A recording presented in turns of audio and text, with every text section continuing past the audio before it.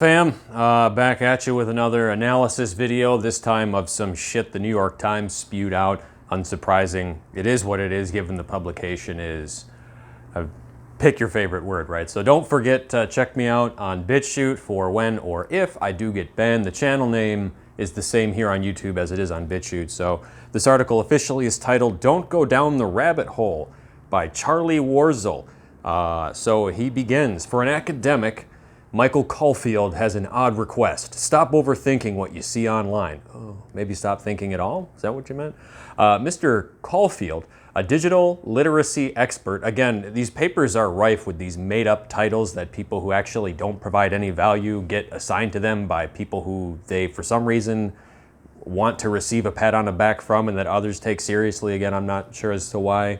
I guess it has to do with the whole social, metaphysical, everybody else is doing it, everybody else perceives it as such, so it must be true, which is total bullshit. So Mr. Caulfield, a total fucking loser who doesn't have a real job out of Washington State University, Vancouver, knows all too well that at this very moment, more people are fighting for the opportunity to lie to you than at perhaps any other point in human history. I just want to stop there for a second and appreciate the irony of somebody who works at the fucking New York Times writing about lying to people, especially after the last year and a half or so. I mean, come on. It's misinformation rides the greased algorithmic rails, okay, powerful social media platforms and travels at velocities and in volumes that make it nearly impossible to stop. Okay, so you think you'd be inviting people to think more critically, to think more independently. But no, you gotta stop. Let the reality czar of the Biden administration tell you what's up, right? So that alone makes information warfare. So just look at that language. Greased algorithmic rails. That's not the, when I think of greased, it's not in the context of algorithmic rails. Velocities and in volumes. I like the double V there, that's good. Information warfare, an unfair fight for the average internet user. But Mr. Caulfield argues that the deck is stacked even further against us. That the way we're taught from a young age to, believe everything that a particular source says because it's on the fucking TV or it has a worthless piece of paper, that the way we're taught from a young age to evaluate and think critically about information is fundamentally flawed and out of step with the chaos of the internet. Well, I mean, it's been fundamentally flawed. I don't think it really has much to do with the modern era. If anything, people now are probably a little bit smarter or well-informed than they were back in the day, though. Again, as the author here correctly points out, critical thinking isn't really focused on, and I think that has to do kind of with the nature of parenting itself, like constantly explaining the truth to your kid, depending on how possible that is with how age-appropriate or what age they are and the age-appropriate shit you want to be talking to about at that time. I mean, that's difficult. And fundamentally, if you can manipulate or lie somebody, or as is more often the case, unfortunately, intimidate somebody into acting the way that you want them to, that's a lot easier than sitting there and explaining things to them, especially if you're like the average adult and is just so full of shit and your life is based in complete lies, fundamentally anyway. So that definitely is a problem. We're taught that in order to protect ourselves from bad information, we need to deeply engage with the stuff that washes up in front of us. I was never taught that. I don't know anybody who has ever taught that. Like, I mean, once critical thinking is kind of, it's a skill that I think most people who are above, IQ 80 can probably do. But you would not want to engage with anything and everything in front of you. I think that's just like something they're saying to give gusto to the rest of the article, because this is probably just a bunch of fucking pointless leftist drivel. But it's like, no, you don't engage with everything in front of you. Most stuff's fucking stupid. So he suggested that the dominant mode of media literacy, if kids get taught any at all, is that you'll get imperfect information and then use reasoning to fix that somehow. But in reality, that strategy can completely backfire. Okay, so wait. He suggested that the dominant mode of media is that you'll get imperfect information and use reasoning to fix that somehow. That's not really possible. You can use reasoning to reason and logic, I presume is what they're talking about. You can use that to find flaws in arguments, lines of reasoning that attempt to establish truth of conclusions, but you can't reason your way into additional information. And so what I believe they're going to segue into is about how, like, well, you got to trust the source and the source. And the problem is that trusting the source and that sort of attitude about just blindly listening to people that you should listen to simply because a lot of other people listen to them is like not a good idea. That's not critical thinking at all. But maybe, I don't know, explaining off the top of my head why it's better for those at the top and those that control us, so to speak, to have it that way. I mean, you know, it's the way it is. That's why they do it. You know, and then this thing about parenting too, it's not like, Jesus Christ, you think most people are going to want to be out here being all like slow and patient and I'm sure they want to, but do they? No. So in other words, resist the lure of rabbit holes in part by reimagining media literacy for the internet hellscape we occupy. Love this guy's writing. It's pretty cool. So rabbit holes, I mean, they're fun to go down though. Like if you're not a total idiot, like just go look up some, like you'd be surprised how much stuff you look up online that, you know, your average idiot would go, oh, well, what's your source? And then you go look at the source for it and they're incapable of understanding why that is a correct source because they're fundamentally not capable of thinking. They're just capable of basically doing what they're told in a mental sense and only going after approved sources, so to speak. It's often counterproductive to engage directly with content from an unknown source, and people can be led astray by false information. Influenced by the research of Sam Weinberg, a professor at Stanford, and Sarah McGrew, an assistant professor at the University of Maryland, Mr. Caulfield argued that the best way to learn about a source of information is to leave it and look somewhere else, a concept called lateral reading. Okay, I mean, that's a pretty good point. Minus the fact that obviously it relies on not primary sources, but particular sources that are approved by people who fundamentally can't think. So sort of good, mostly bad though. For instance, imagine you were to visit Stormfront, a white supremacist message board, to try to understand racist claims in order to debunk them better. Right? That's a good exercise if you're somebody who likes to think. Even if you see through the horrible rhetoric, at the end of the day, you gave that place however many minutes of your time, Mr. Caulfield said. Even with good intentions, you run the risk of misunderstanding something because Stormfront users are way better at propaganda than you. So, again, if you can think critically, propaganda is not really a big deal. I mean, I know it took me a little while when I first got into it a few years ago, got into it being, you know, critical thinking. But once you, I mean, the shit's everywhere. It's fairly obvious. One exercise I like to do is go like look at the stuff that other countries put out and go, oh, okay, you know, and then you kind of notice the different language patterns, the word choice, the colors, where you're seeing it, how you're seeing it, when you're seeing it, and you can kind of figure it out from there. But the problem is that, like, I guess when it comes to white supremacy, I'm not familiar with Stormfront, but there is so much perversion of the language around that subject that we owe mostly to people that write stupid shit like this. Because if you look at what this guy is saying, he's on the one hand saying, yes, you should think critically, but on the other hand, you should avoid ever going and looking at stuff that has to do with what you weren't told is correct because those people might manipulate you. Right? So is this really about critical thinking, or is this about putting something useful at the front of your agenda to basically debase everything that isn't considered mainstream? I think obviously it's the latter.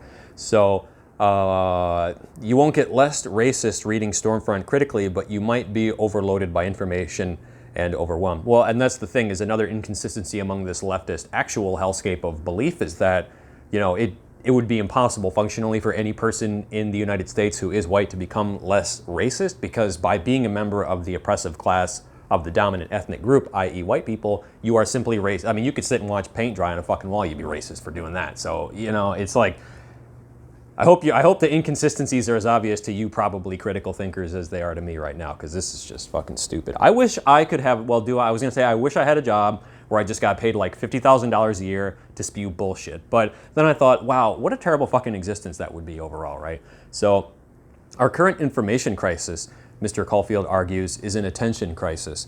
The goal of disinformation is to capture attention, and critical thinking is deep attention. No, it's not. That's like, what is that? It's a tautology, right? And critical thinking, like maybe when you first get started at it, but it's pretty simple to deconstruct things logically. I know, well, I'll save that for another one, but people learn to think critically by focusing on something and contemplating it deeply. I guess maybe if you're low IQ, stupid, or not used to critical thinking, but yeah, you don't have to, I mean, I don't even, okay.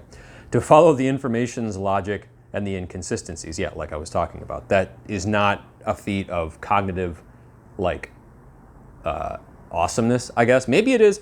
I guess maybe it is for somebody who writes stupid shit like this, because their like fundamental worldview, probably themselves as a whole down to their personality structure, exist in like a state of conflict, because none of the things that they actually believe or the standards they act in accordance with are actually congruent. It's this like interwoven web of subjectivist fucking nonsense, normie conformie bullshit. And that's why, like, well, critical thinking is deep attention, but critical thinking can also be thrown off by propaganda. So I don't know, maybe you can't critically think at all if you have to think deeply. Like, come on, really?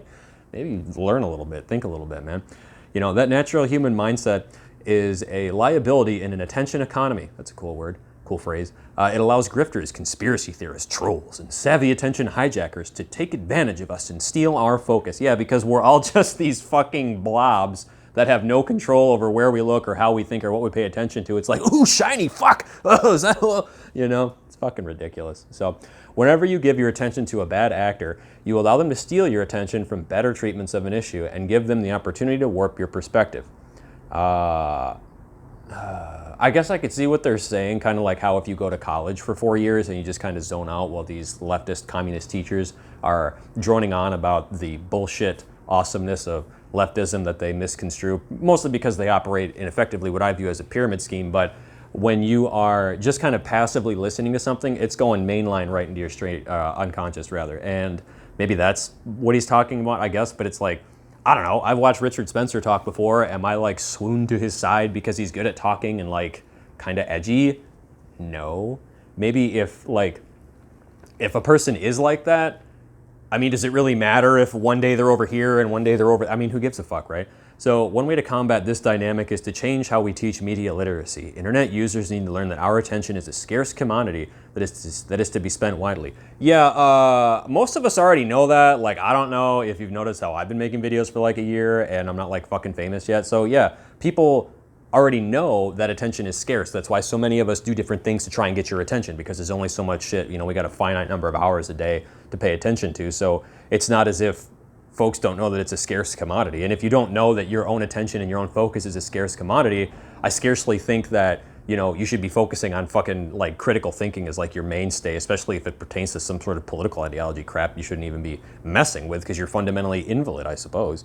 So in 2016, Mr. Caulfield met Mr. Weinberg, who suggested modeling the process after the way professional fact checkers, again with the made up professions, assess information. Mr. Caulfield refined the practice into 4 simple principles. Stop, investigate the source, find better coverage, i.e. find somebody else to think for me who's put it in a better package that's more appealing to me and my leftist political views. Trace claims, quotes, and media to the original context. I mean, with a lot of stuff, that's impossible. Like with a lot of historical documents and whatnot. I mean, yeah, we have primary sources, but everybody that experienced it is fucking dead. And everything that's made it to us at this point in the future has in some way or another been approved, right? By publishing companies, what have you. So otherwise known as SIFT. Should say otherwise known as SIMP. That was a bad joke. Mr. Caulfield walked me through the process using an Instagram post from Robert F. Kennedy Jr., a prominent anti-vaccine activist, falsely alleging a link between the human papilloma vaccine and cancer. If this is not a claim where I have a depth of understanding, then I want to stop for a second and before going further, just investigate the source. Mr. Caulfield said he copied Mr. Kennedy's name in the Instagram post and popped it into Google, which is totally not biased with any of its search results. Look at how fast this is, he told me. Yeah, look at how fast this is. I can just go look up approved information with the stroke of a finger. Why don't you go run that through a different search engine that isn't ran by a bunch of Silicon Valley fucking degenerate leftists? So in 15 seconds, he navigated to Wikipedia, again, a very unbiased source, and through the introductory section of the page. I just want to stop here for everybody who's like close to me in age. I'm like 29, right? So it's like, do you remember for years how we couldn't use fucking Wikipedia as a source in anything, despite that a lot of the stuff it was linked to, at least at the time, like it was, if Wikipedia said, here's X claim, you know, here's the citation, what you would do is just go look at the citation and use that in your paper because you're lazy idiot fucking teacher, you know. Anyway, so how hilarious is it that now leftists have co-opted Wikipedia as part of their propaganda machine to try and get people to like think critically? It's like, come on, why don't we check out Rational Wiki's view on different right-wing YouTubers? That's totally a great idea, right? So is Robert F. Kennedy Jr. the best unbiased source of information about a vaccine? I'd argue no.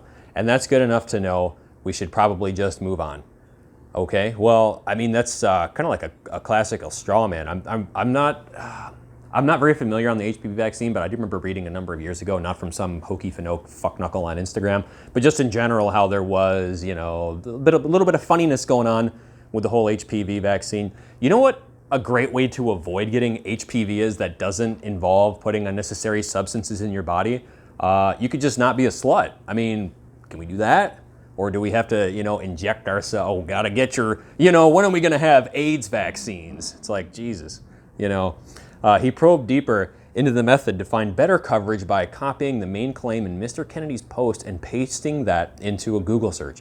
The first two results came from Agence France Presse's fact-check website and the National Institutes of Health. Again, a government agency, I don't care which government we're talking about, they are not unbiased. And then when you're outsourcing to Agence France Presse's, again, you're just outsourcing the thinking to somebody else. Why don't you go, well, let's see, what did John Kennedy say? Okay, he said HPV has cancer. What's his source for that? Okay, let's go look at that. Is it a fucking study? What kind of study is it? How is it conducted? And then you can go from there. You don't need to go to these different people and then have them tell you how to think. This article is about critical thinking. So why don't you go look at what he was looking at and make your own conclusion that way? So Mr. Kennedy's claims were outside the consensus, a sign they were motivated by something other than science. For the people in the back, truth is not correlated with consensus, okay? It doesn't matter if 400 million people think 2 + 2 = 5, or that some dude like Allah is sitting up there on the clouds. I believe there's a couple billion people like that. It's not true! Just because they think it is, doesn't matter. Human thought, the human mind, has no direct bearing on reality. It's the other way around. So the SIFT method and the instructional teaching unit, about 6 hours of classwork, yeah, because that's enough to really get somebody to think critically. This is something that you really are going to do best on your own. And if you're not an autodidact, just don't even, why are you, this is the problem with everybody votes. You're putting way too much responsibility on way too people that are just so fucking incompetent that they don't even know how to go look up how a study was conducted, why it's relevant, the methodology, was it peer reviewed, so just remove yourself from the political process, like a lot of people do preemptively, and just stay away from this shit, Take up critical thinking in your time to the degree that it's relevant for you in your life. So what is potentially revolutionary about SIFT is that it focuses on making quick judgments, but it doesn't, because you're fundamentally just changing what you think based on the judgments of others. You're quickly going and looking at another source, which if you kind of zoom out regardless of the idea, it's just as bad to go to some dipshit, well, I don't know John F. Kennedy, so I don't want to call him a dipshit, just offhandedly, some dipshit like John F. Kennedy, as it is to go to this institution. Why do you trust the institution? Let's go and critically think about that. But, it's beyond the pale of these folks that are just trying in yet another way to debase rationality, objectivism, critical thinking, and to get you to buy into this bullshit about this amorphous gender, leftism, fucking stupid shit show. So the 4 steps are based on the premise that you often make a better decision with less information than you do with more. That's partially true depending on what the issue is. They're kind of you could read in Malcolm Gladwell's book about, whoa, camera just did some weird shit, but is it still filming? Yeah. So you could read in Malcolm Gladwell's book, Blink, I believe it is. They kind of compare using the conscious mind to make decisions versus the unconscious mind to make decisions. And yeah, the reason that you make a better decision quickly, supposedly with less information, is because your unconscious mind isn't in there muddying the, vastly superior computational power of your conscious mind and the conclusions thereof. So that's kind of true, but again, not really at the same time. Although, okay, whatever. It does loosely depend on what you're talking about. But also spending 15 minutes to determine a single fact in order to decipher a tweet or a piece of news coming from a source you've never seen before will often leave you more confused than you were before.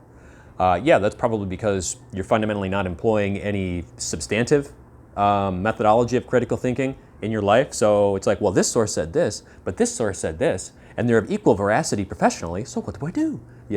That's another problem. Hopefully they'll touch on that. But the question we want students asking is this a good source for this purpose, or could I find something better relatively quickly? Mr. Caulfield said.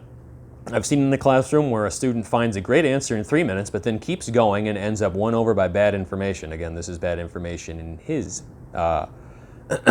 view, which is, again, quite biased. But SIFT has its limits. It's designed for casual news consumers, not experts or those attempting to do deep research. Thank you. A reporter working on an investigative story or trying to synthesize complex information will have to go deep. But for someone just trying to figure out a basic fact, it's helpful not to get too bogged down. Unless you want to and you're interested in learning about stuff. What's wrong with that? The problem with that is that the more you learn, especially about and from people that aren't part of this leftist bend, the more obviously ridiculous a lot of it starts to be. But if you are, you were born into, let's say, a Democratic family, you had a relatively easy life, then you know, a lot of people are going to reject this kind of information because taking it in, making it a part of yourself, coming to conclusions that are actually true, you know, it's going to result in putting you in a position where you're not going to be able to make friends as easily. You may not make money as easily. You might not have as much success as other people who are more, you know, self-erased, finding a love partner or life partner, for instance. So it does cause problems, but you know, the way they're trying to, like, it's almost like they're like a wisp or a cloud. They're just moving around this whole, you know, basically what's going to end up as a big crescendo of you should only listen to CNN, I bet, or the New York Times, better yet. But, you know, often you see a pattern in the links of a consensus that's been formed, but deeper into the process, it often gets weirder. It's important to know when to stop. Christina Latham, an assistant political science professor at the University of Nevada, Reno, so wait, we got an assistant, loser, political science, fake degree, professor at a state college, okay? Just using my simp or sift method here to, well, what's the fourth? While teaching an introductory class as a PhD student in 2015, wait a second. So she was a PhD student in 2015, and she's still teaching fucking 6 years later, 5 years later, whenever the hell this came out. I think it was early Okay, yeah, that's somebody who I want to listen to. Somebody who's accomplished zero in the real world, somebody who's probably never done anything but go to school, and they went to school to then go to school to be a fucking teacher to go back to school, just like a fucking pyramid scheme. So yeah, a great source here, you know. The 4 steps are based on the premise that you often make a better decision with less information. Oh, where did I go? Lost my place. Yeah, kids screaming outside. During one research assignment on the 2016 presidential race, here we go, you know, multiple students cited a debunked claim from a satirical website claiming that Ben Carson, a candidate that year, had been endorsed by the Ku Klux Klan. Okay, so the problem is not like a critical thinking or lack thereof. It's just that either this is a made-up story or the people you're talking about are completely fucking retarded. I mean, that is like, do you know Ben Carson? He's black, right? You know what the KKK, if you believe that, like, just stop. Please don't have kids, you know? Because I feel like, I don't know, there's like this level of stupid that once you're so fucking dumb, which is a lot of people in the United States and the West as a whole, unfortunately, you know, there's just nothing that can be done. Just recuse yourself, get out of here, toodaloo. I mean, I can't even say Ben Carson got endorsed by the KKK, you know, oh, because they didn't know it was satire, that's why. Okay, so here's the thing, that's a failure of, I don't know, 12 years of fucking government school that doesn't say, teach people what satire is. Like, so, see, I got it without even realizing I got it. That's hilarious. It's like, what the fuck? You know, if you don't know what satire is, you need to read more books. And not the shitty ones they tell you to read in K through 12 in college, but like actual books. It was just uncritical. What were they talking about, the Babylon Bee? Oh, I bet they were too. They don't say what they're talking about, but I bet they are. You know, it was just uncritical acceptance. If it fit with the narrative in their head, or complete rejection, or if it didn't. Well, see, that's the thing, is like there's a cognitive shortcut. I don't know what the name of it is, but yeah, if something fits in your view like that, it's easier, because a lot of us don't like walking around in a perpetual state of disempowered, like obsequious worship of different sources. And so we have cognitive models to kind of sift through the world. And is it good to kind of step back and analyze those and maybe take a break from them in every little while? Yeah, but when you go too far, you end up some leftist loser working at a fucking university for 6 years who can't make a decision or do anything productive to save their fucking life because they're so obsessed with this half-baked, idiotic idea of critical thinking that's manifesting as them being like this amorphous, subjectivist, fundamentally agnostic blob. And it's like, what the fuck? Just go left or right or don't give a fuck, man. Just, I don't know what the hell these people are on. You know, shouldn't have been college in the first place. You should have went to work or started a family is what you should have done. But now you're, you know, whatever. So Miss Latham started teaching a SIFT-based media literacy unit in her political science classes because of the method's practical application. It's exceedingly impractical, again, unless you're dealing with idiots, in which case they shouldn't be in college. So this is a multifaceted problem here. But her students latched on to quick tricks like how to hover over a Twitter handle and see if the account looks legitimate or if it is a parody account or impersonation account. Yeah, again, if you're learning this in college, I mean, if we're going to talk about systemic failures, let's talk about something like this, you know. They learned how to reverse image Google search to check if a photo had been doctored or if a similar photo had been published by trusted news outlets, you know. Students were taught to identify claims in Facebook or Instagram posts and with a few searches decide, even if they're unsure of the veracity, whether the account seems to be a trustworthy guide or if they should look elsewhere.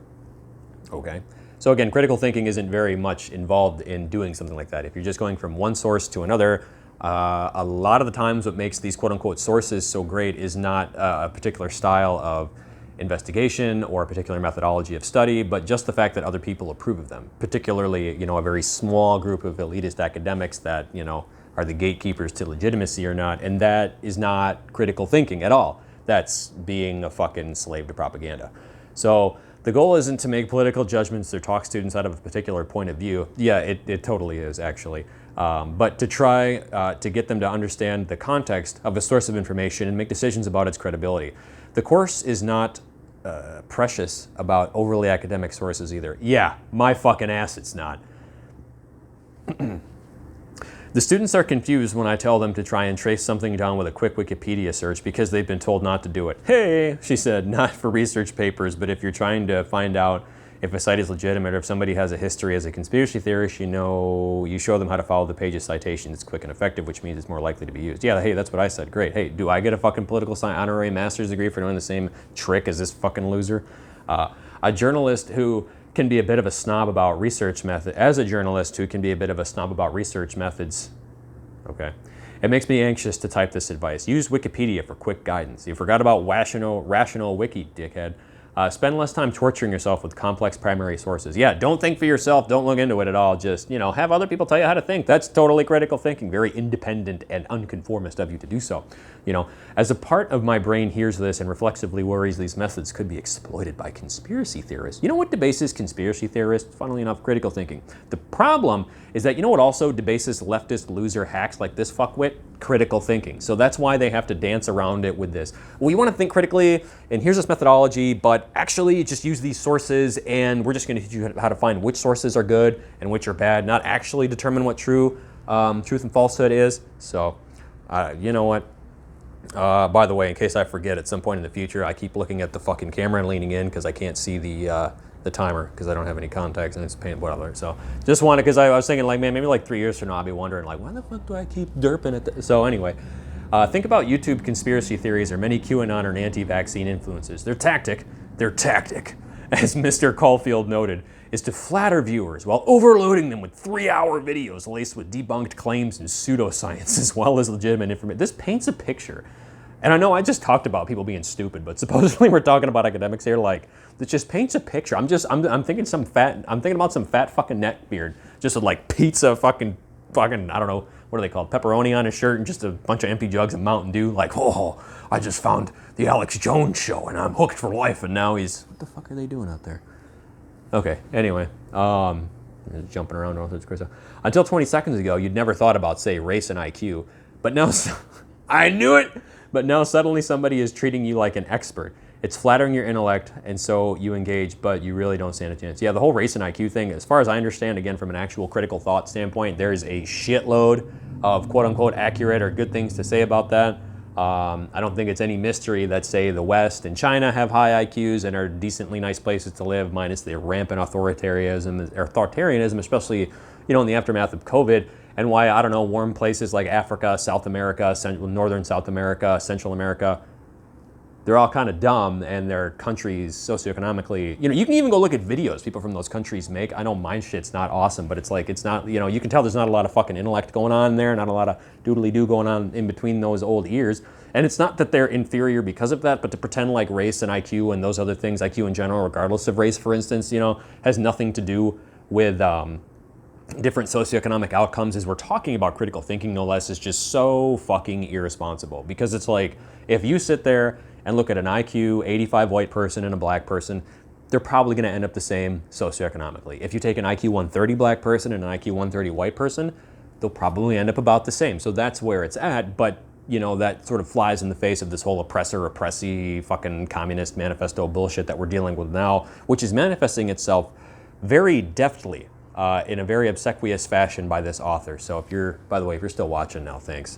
So anyway, what he described is a kind of informational hubris we have that is quite difficult to fight. But what SIFT and Mr. Caulfield's lessons seem to do is flatter their students in a different way by reminding us our attention is precious.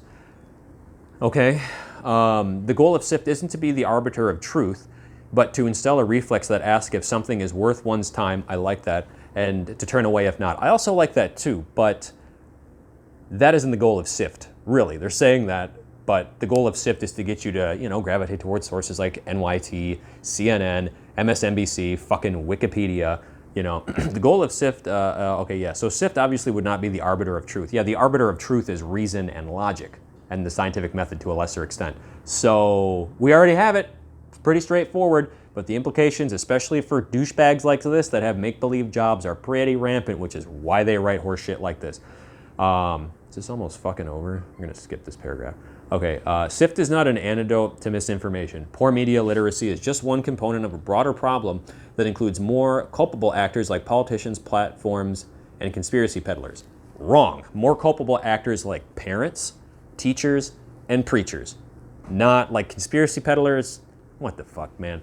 That is such a flagrant insult to anything that you disagree with or is outside of the mainstream that it just kind of highlights that this person, while being a very good writer, is actually not very good at thinking, you know? And politicians, I mean, it doesn't take the mental faculties of Einstein to sit here and go like, wow, is that politician telling the truth? No. Wow. Does that politician give a shit about me? No. Doesn't matter Democrat, Republican, losertarian. Nobody gives a fuck about you, dude. That's why we need small government, and you can take care of you because you care about you more than anybody else, and you'll do a better job probably taking care of yourself. So, if powerful, influential people with the ability to command vast quantities of attention use that power to warp reality. A leftist talking about warping reality. That's rich. So, no mnemonic device can stop them, but SIFT may add a bit of friction into the system. Yeah, I'm sure SIFT is going to stand right into the way of the greased rails of fucking us. I can't wait to use that in a serious kind, just the greased rails of misinformation.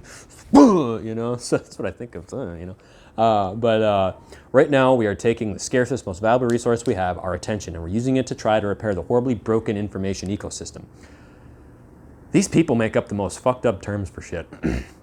Mr. Caulfield said, we're throwing good money after bad. I do like that a little bit. Like, yeah, a lot of stuff out there is bullshit. Don't even bother looking into it. Like, if you're not somebody who cares about politics, just like, I don't know, watch a couple videos here and there, don't give a shit. It's not like our votes matter anyway with all these fraudulent elections going on. But, you know, our focus isn't free, and yet we're giving it away with every glance at a screen.